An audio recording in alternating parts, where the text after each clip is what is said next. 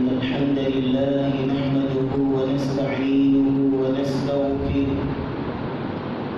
ونعوذ بالله من شرور أنفسنا ومن سيئات أعمالنا من يهده الله فلا مضل له ومن يضلل فلا هادي له ونشهد أن لا إله إلا الله وحده لا شريك له وأن محمدا عبد الله ورسوله اللهم صل على محمد وعلى آل محمد كما صليت على إبراهيم وعلى آل إبراهيم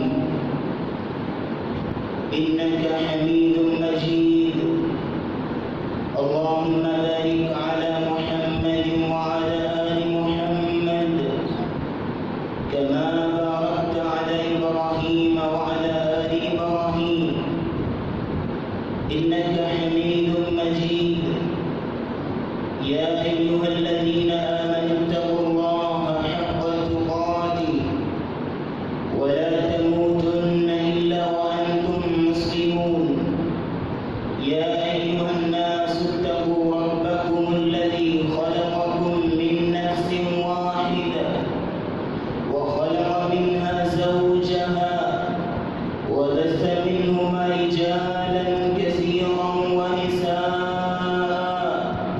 واتقوا الله الذي تساءلون به والأرحام إن الله كان عليكم رقيبا يا أيها الذين آمنوا اتقوا الله وقولوا قولا سديدا يصلح لكم أعمالكم ويغفر لكم ذنوبكم ومن يطع الله ورسوله فقد فاز فوزا عظيما أما بعد فإن خير الحديث كتاب الله وخير الهدي هدي محمد صلى الله تعالى عليه وعلى آله وسلم وشر الأمور محدثاتها وكل محدثة بدعة وكل بدعة ضلالة وكل ضلالة في النار.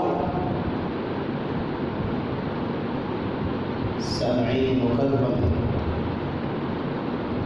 حاضرین مجلس، اللہ رب العزت نے انسانیت کی تخلیق فرمائی اور پھر اس کی رشد و ہدایت کے لیے انبیاء کرام کا ایک تسلسل قائم فرمایا. مالک الملک نے انسانیت کی تخلیق اور جب انسان کو پیدا کیا اس کو دو چیزوں کا مرکب بنایا. ایک انسان کا جسم جو کہ ویزیبل ہے اور ایک روح جس کو انویزیبل رکھا اور جسم مٹی سے بنایا. اس کی غذا کا بندوبست بھی مٹی سے کیا. روح کی تخلیق آسمان سے اپنے حکم سے اور اذن سے فرمائی. اس لیے روح کی غذا کا بندوبست بھی آسمانوں سے اور اپنے اذن سے کیا. روح کی غذا اللہ کا ذکر ہے، قرآن مجید ہے، اور روح کی غذا میں سے سب سے بہترین غذا جو ہے وہ اللہ کی عبادت ہے. عبادت کی سب سے خوبصورت ترین کڑی، عبادت کی سب سے خوبصورت ترین تجلی نماز ہے. بشمول قیام، سجود و رکوع، کہ اس میں اللہ نے اپنی بندے کو اپنے قریب کرنے کا ایک ذریعہ رکھا ہے۔ عربی زبان کے اندر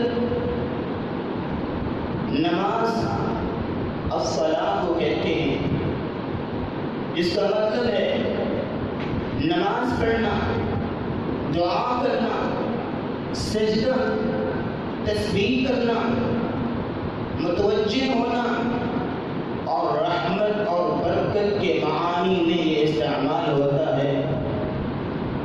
یعنی جب انسان رب کے سامنے کھڑے ہوتا ہے، اپنے رب سے دعا کرتا ہے، سجدے اور رکوع میں جب تسبیح بیان کرتا ہے اور اپنے رب کی طرف توجہ ہوتا ہے، اور پھر اللہ اس پہ رحمتوں اور برکتوں کا نزول کرتے ہیں، اس کو ہماری مقامی زبان میں نماز کہا جاتا ہے۔ اور رسول اللہ صلی اللہ علیہ وسلم نے نماز کو انٹروڈیوس کرواتے ہوئے فرمایا، رأس الامر الاسلام وعمودہ الصلاۃ، اصل بنیاد اسلام ہے، دین میں بنیاد اسلام ہے، وعمودہ الصلاۃ، اور اس دین کا ستون اللہ نے نماز کو بنایا ہے، وذروۃ سنامہ الجہاد فی سبیل اللہ، اور اس دین کی، اسلام کی بلندی اور عظمت اللہ نے جہاد میں رکھی۔ دوسرے الفاظ میں یوں سمجھیے، عمر رضی اللہ تعالیٰ عنہ جب اپنے گورنروں کو اکٹھا کرتے، ان کی میٹنگ کرتے، تو جہاں حکومتی معاملے میں ڈسکشن ہوتی، وہاں ان سے اہم بات جو ان سے کہا کرتے تھے وہ یہ تھی، ان اہم امورکم عندی الصلاۃ، میری حکومتی نمائندوں، ایک پیغام تمہیں دینا چاہتا ہوں، تمہارا سب سے اہم کام جو تم سے میں لینا چاہتا ہوں وہ نماز ہے۔ حکومتی نمائندہ نماز نہ چھوڑے، کیوں؟ کیونکہ فمن حفظ الصلاۃ وحافظ علیہا فقد حفظ دینہ، جس نے نماز کی حفاظت کی، نماز کے سارے پہلوؤں کی حفاظت کی، گویا کہ اس نے پورے دین کی حفاظت کی۔ ومن ضيعها فهو لما سواها اضيع، لیکن جس نے دین کی، جس نے نماز کو ضائع کر دیا، گویا کہ اس نے دین کو ضائع کر دیا۔ کیوں؟ کیونکہ نماز کا قیام اسلامی معاشرے کا قیام ہوتا ہے، نماز کا قیام اللہ کی بندگی کے نظام کا قیام ہوتا ہے، جہاں نماز کو اسلام کا ایک آئیکن ہے، لوگو ہے۔ کسی کمپنی کا آئیکن مٹا دیا جائے، اس کمپنی کا وجود کہاں رہتا ہے؟ نماز اور اذان جو ہے شعائر اسلام میں سے ہے، اسلام ان سے انٹروڈیوس ہوتا ہے۔ جب کسی محلے میں اذان گونجتی ہے، پتہ لگتا ہے اللہ کو ماننے والے یہاں موجود ہیں۔ شعائر اسلام کا مطلب یہی ہے۔ اور صحیح جانے کی روایت رسول اللہ صلی اللہ علیہ وسلم کی بابت، كان آخر كلام رسول اللہ صلی اللہ علیہ وسلم، آپ کی امت کو سب سے آخری پیغام اور آپ کی آخری وصیت جو تھی وہ یہی تھی۔ آپ کے الفاظ کیا تھے؟ آپ نے فرمایا، میری امت کے لوگ، الصلاۃ اتقوا اللہ فیما ملکت ایمانکم، میری امت کے لوگوں نماز نہ چھوڑنا، نماز کی حفاظت کرنا، اور اپنے نوکروں، غلاموں اور ماتحت کام کرنے والوں کے بارے میں اللہ سے ڈرنا اور ان سے اچھا سلوک کرنا، یہ آپ کی آخری وصیت تھی۔ اور میں کمپیریزن کروں گا تمام عبادات سے نماز کے ساتھ۔ آپ پہ زکوٰۃ اس وقت فرض ہوتی ہے کسی مسلمان پہ جب وہ نصاب کو پہنچتا ہے، جب اس کے پاس قیمت ہوتی ہے سونے کے حساب سے 7.5 تولے، چاندی کے حساب سے 52.5 تولے، اور اس پر بھی جب سال گزرتا ہے تو پھر آپ کو زکوٰۃ دینا پڑتی ہے اتنی دور جا کے۔ لیکن نماز کی باری آئی تو کیا کہا؟ مروا اولادکم وهم ابناء 7 سنین، اپنی اولاد کو نماز کا کہو، ان کو حکم دو جب وہ 7 سال کے ہو جائیں۔ کتنی جلدی نماز شروع کرا، وَاضْرِبُوهُمْ عَلَيْهَا وَهُمْ أَبْنَاءُ 10، اور ان کو مارو، ان کو سزا دو، تعدیب کرو ان کی جب وہ نماز کو چھوڑیں، جب وہ 10 سال کے ہو جائیں۔ یہ پہلی، یہ زکوٰۃ و نماز کا کمپیرزن کیجیے۔ روزے کی طرف آئیے، روزہ آپ پہ فرض ہے رمضان کا۔ جب انسان بالغ ہو، عاقل ہو، مسلمان ہو، لیکن جب سفر میں جائے یا بیماری میں جائے تو کیا کہتے ہیں؟ چھوڑ دو یہ اگلے، آپ نہیں رکھ سکتے، بعد میں رکھ لیجیے۔ لیکن جب نماز کی باری آئی تو کیا کہا؟ عمران بن حسین جیسا بیمار کوئی ہے تھا، اتنا بیمار صحابی، اس کو کہا نبی صلی اللہ علیہ وسلم نے میرے ساتھ، اور اللہ تعالیٰ نے قرآن مجید میں کیا کہا؟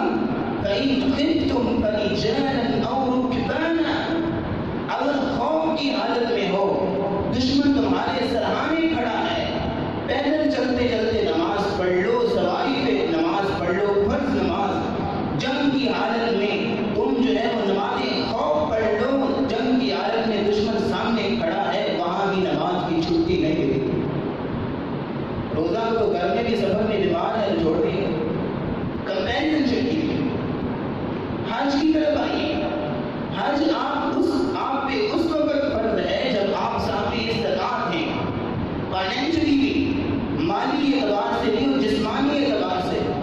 آپ جسمانی اعتبار سے طاقت نہیں ہے، صاحب استطاعت نہیں ہے، نہیں کر سکتے، نہیں جا سکتے، نہ جائیں، آپ پہ فرض نہیں۔ لیکن جب نماز کی باری آئی تو حکم دیا گیا صلی قائما، اے امت کے لوگوں کھڑے ہو کے نماز پڑھو اگر تم پڑھ سکتے ہو۔ فَإِن لَّمْ تَسْتَطِعْ فَقَاعِدًا، اگر کھڑے ہو کے نہیں پڑھ سکتے بیٹھ کے نماز پڑھو۔ فَإِن لَّمْ تَسْتَطِعْ فَعَلَىٰ جَنبٍ، اگر بیٹھ کے بھی نہیں پڑھ سکتے تو لیٹ کے پڑھ لو۔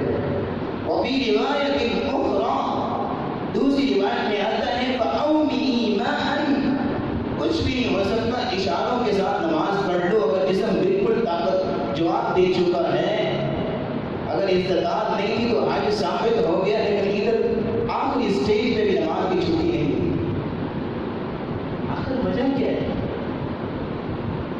آپ کا فرمان تھا وَجُعِلَتْ قُرَّةُ عَيْنِي فِي الصَّلَاةِ، میری امت کے لوگوں نے میری آنکھوں کی ٹھنڈک نماز میں رکھی گئی ہے۔ کیا مطلب آنکھوں کی ٹھنڈک؟ اللہ نے بیوی کو سکون کا ذریعہ بنایا اور خوشبو کو بھی سکون کا ذریعہ بنایا۔ جب انسان کو خوشبو اچھی لگے دل خوش ہوتا ہے۔ حضور صلی اللہ علیہ وسلم اپنی بیوی کے ساتھ بیٹھے، محفل گفتگو تھے، خوشبو کا ماحول تھا، اتنا اچھا ماحول تھا۔ ادھر نماز کا وقت ہوا، آپ فوراً اٹھ کے چلے گئے، جیسے عائشہ فرماتی ہیں جیسے ہمیں جانتے نہیں، اجنبی ہیں، آپ اٹھ کے چلے گئے اور فوراً جا کے بلال کو کہا ارحنا یا بلال بالصلاۃ، بلال اذان کہو ہمیں راحت دو۔ وہاں راحت کا سامان جو بیوی ہے اس کو چھوڑ کے کہاں آئے؟ نماز کو کہا جائے ارحنا یا بلال، بلال ہمیں راحت دو۔ یہ پیغام دیا، یہ درس دیا امت کو۔ آپ پورے دین کا مطالعہ کر لیجئے، کتاب الطہارہ کے سارے مسائل زمین پہ اترے، کتاب البیوع، کتاب الحدود کے سارے مسائل زمین پہ اترے، اور اللہ نے مارکیٹنگ، بزنس، یہ سارے مسائل اور احکام اللہ نے زمین پہ اتارے۔ لیکن جب نماز کی باری ایک جبریل کو کہا میرے حضور کو بلا کے لاؤ، ایک بہت بڑھیا تحفہ دینا ہے، تحفہ ملا۔ اور جو سمجھدار لوگ ہوتے ہیں وہ تحفے کی قدر کرتے ہیں۔ پھر آپ حضور صلی اللہ علیہ وسلم نے تحفے کی قدر کی، پھر نہ حضرت نے چھوڑا نہ سفر میں چھوڑا، اتنی قدر کی تحفے کی کہ پاؤں پہ ورم نظر آئے تھے، اتنی قدر کی تحفے کی۔ یہ اللہ کی طرف سے تحفہ ملا تھا۔ یہ نماز مومن کی معراج ہے، اور اس لیے اللہ رب العزت نے نماز کو مسلمانوں پہ اس کو فرض قرار دیا، اور انسان کی جب تخلیق فرمائی تھی تو سب سے پہلا کام نماز کا ایک جز سجدہ تھا، جس کو ابلیس نے چھوڑ دیا اور لعین قرار دیا گیا، اور فرشتوں نے اس کو سجدہ کیا اور مقربین میں آ گئے۔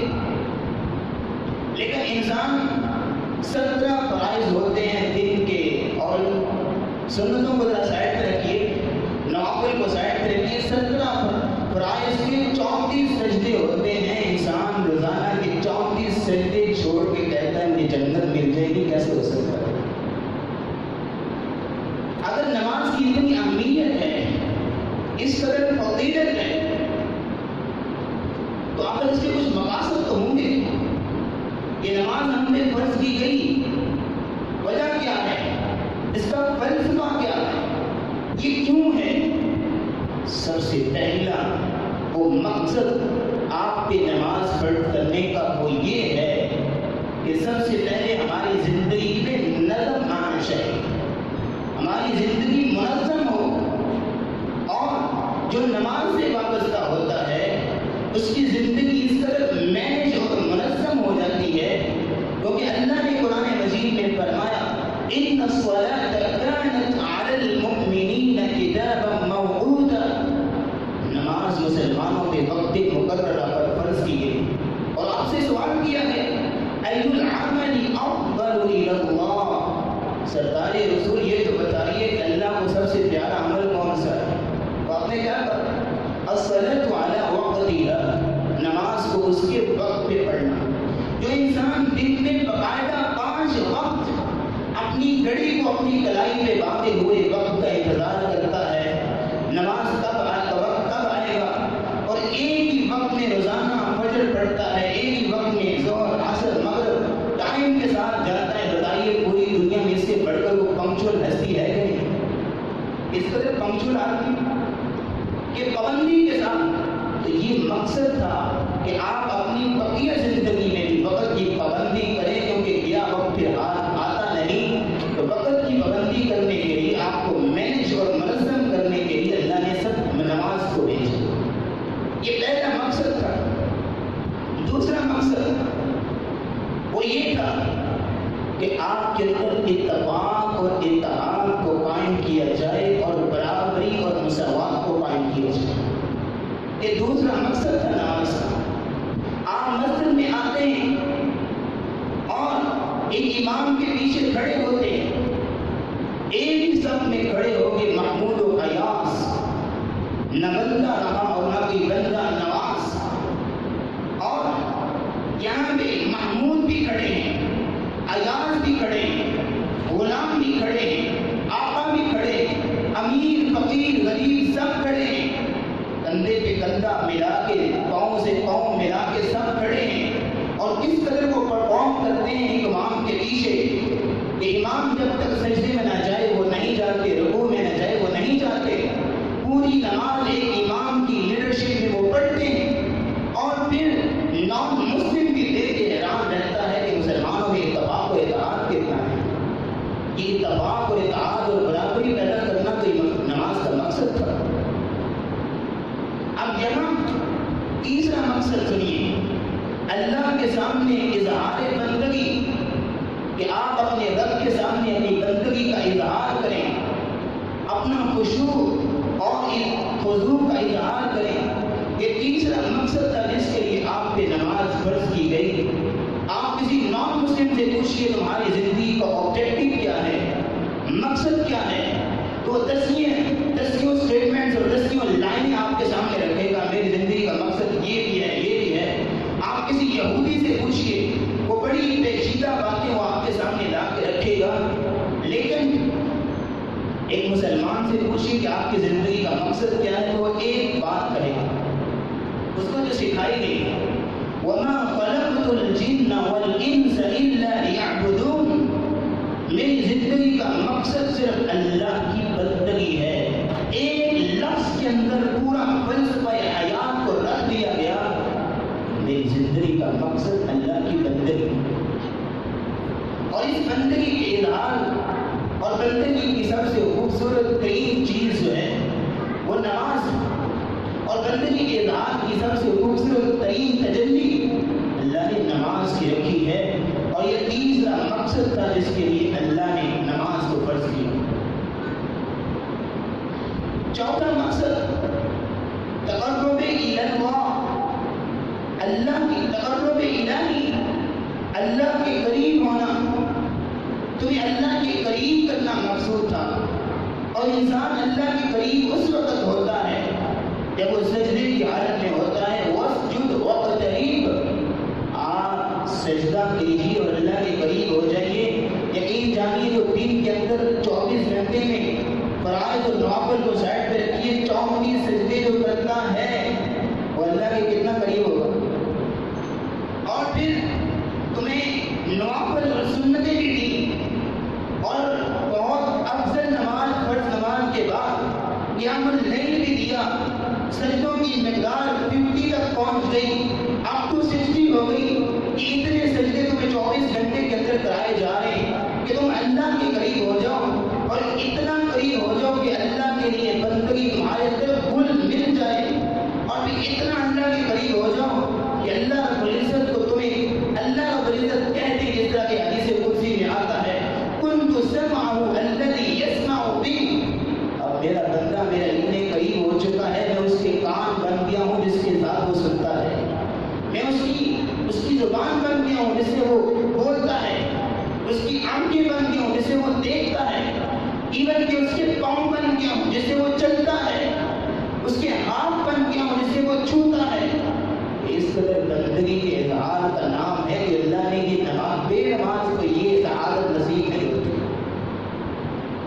پانچواں مقصد نماز کا وہ یہ تھا کہ آپ کے ایمان کو تازہ رکھنا مقصود تھا، آپ کے ایمان میں فریشنس۔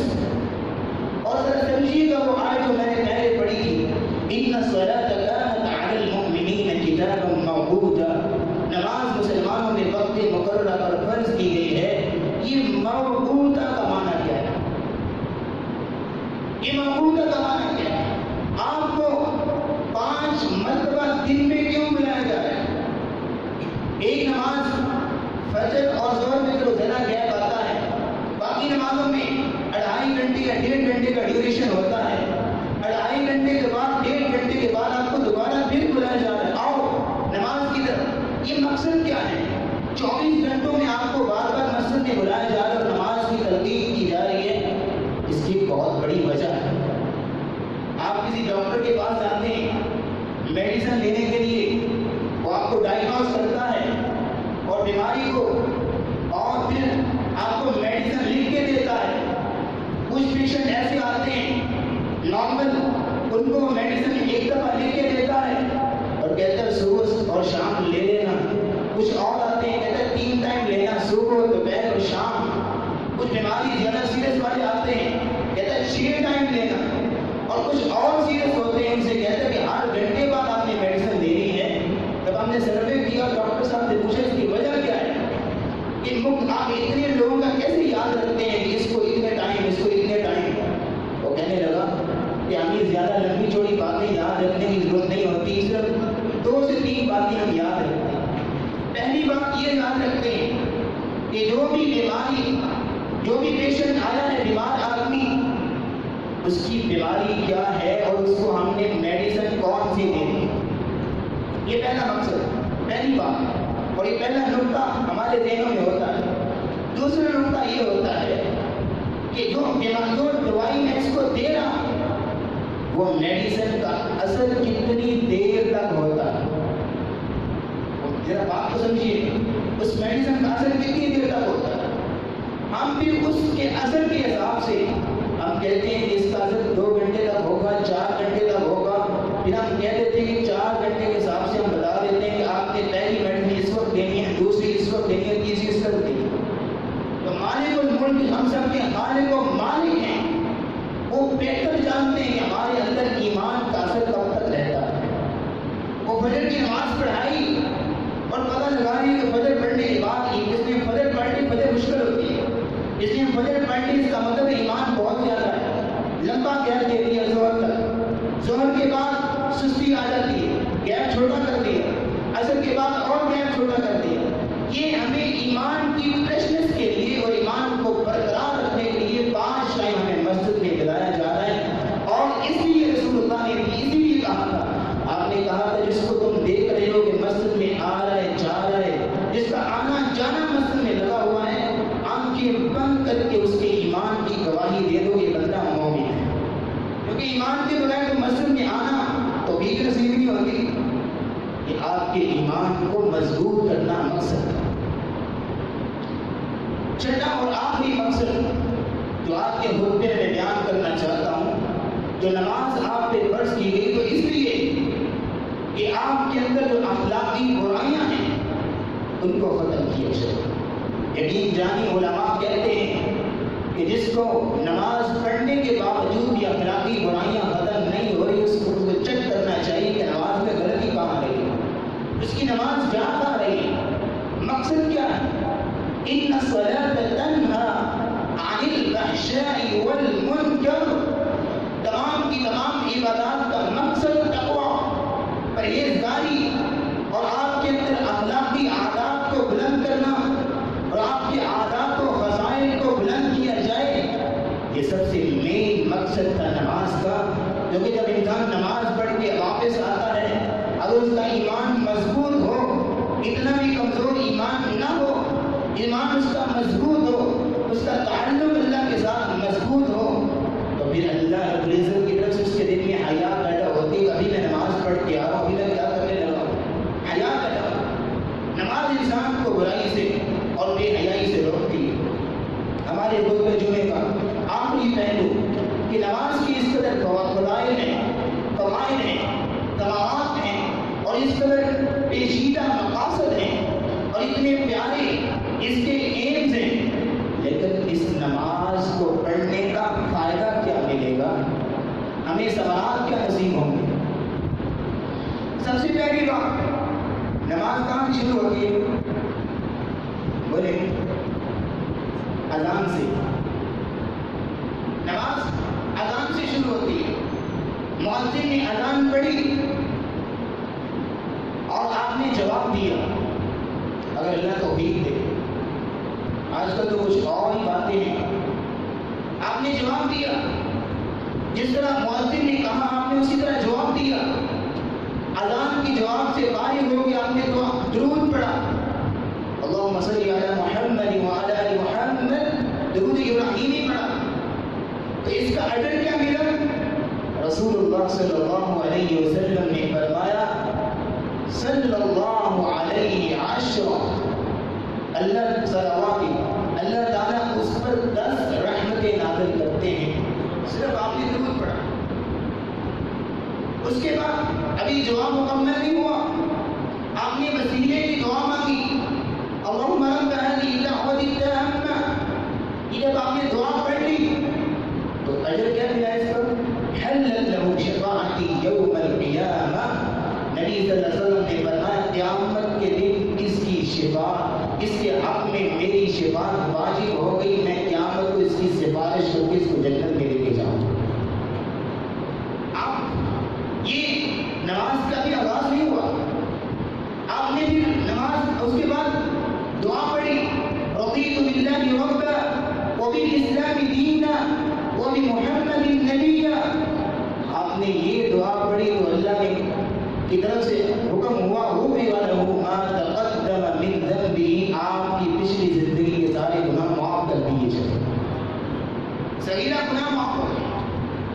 آپ اٹھے، آپ نے وضو کیا، اور جب وضو کرنے لگے بسم اللہ، اور جب وضو کے لیے ہاتھ دھوئے تو کیا آیا، حکم کیا آیا، خرجت خطایاہ من یدہ، اس کے ہاتھوں کے گناہ اللہ دھو ڈالتے ہیں، ہاتھوں کے گناہ معاف ہو جاتے ہیں۔ کنڈی کی زبان میں جو الٹا سیدھا بولا تھا وہ گناہ معاف، جب چہرے میں پانی ڈالا، آنکھوں کی جو برائیاں یا بری چیزیں دیکھی تھی وہ گناہ معاف، کانوں کا مزہ کرنے سے کانوں سے جو بری چیزیں سنی تھی وہ گناہ معاف، اور پاؤں جب دھوئے ان کے گناہ معاف، حتی تخرج من تحت تحت اظفار، ناخنوں کے نیچے سے بھی گناہ چھپے تھے ان کو اللہ نے دھو دیا.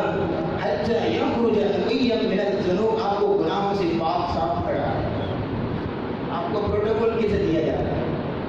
اور پھر آگے کیا کہا؟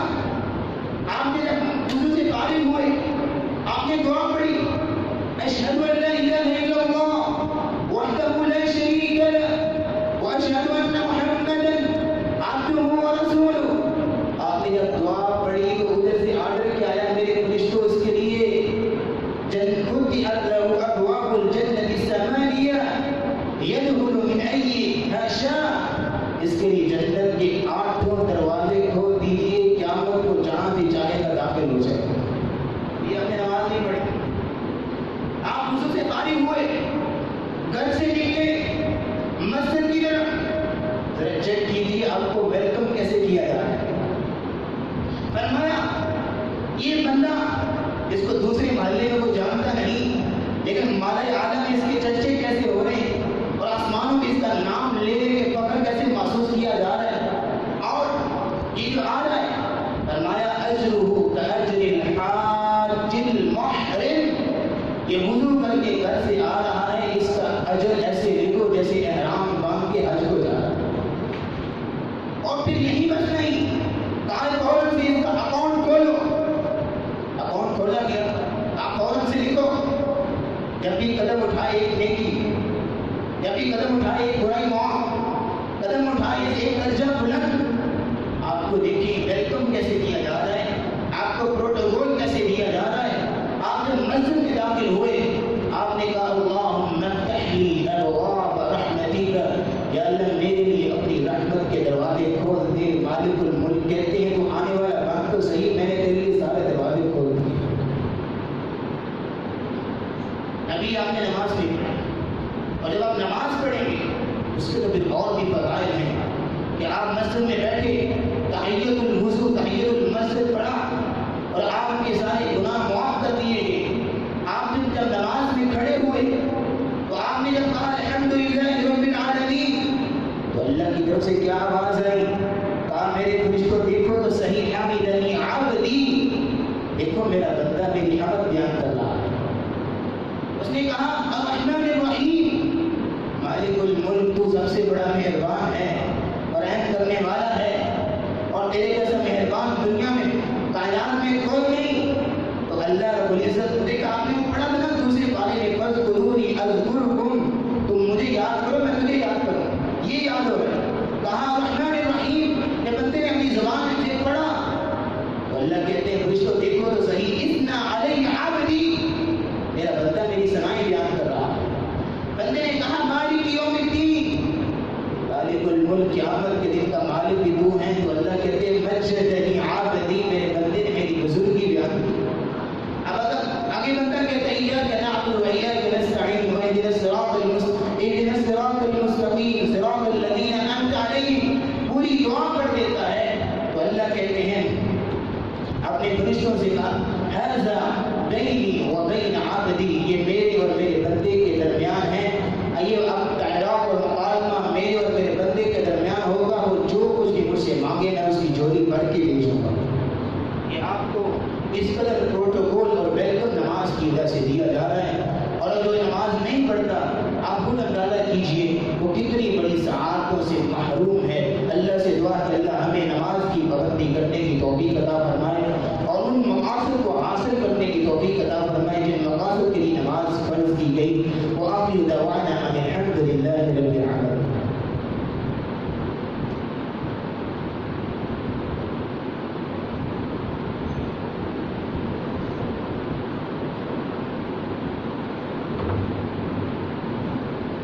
إن الحمد